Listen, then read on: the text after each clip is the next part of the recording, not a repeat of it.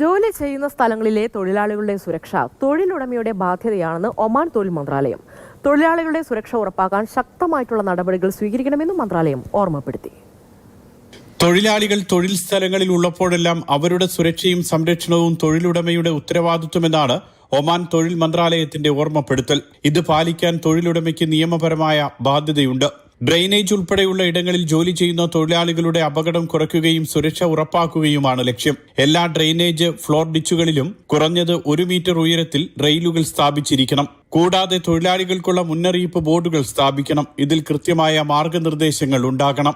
ഡിച്ചുകൾ തറനിരപ്പിൽ നിന്നും 2.5 മീറ്ററിൽ കൂടാത്ത മൂടികൾ കൊണ്ട് അടച്ചിരിക്കണം.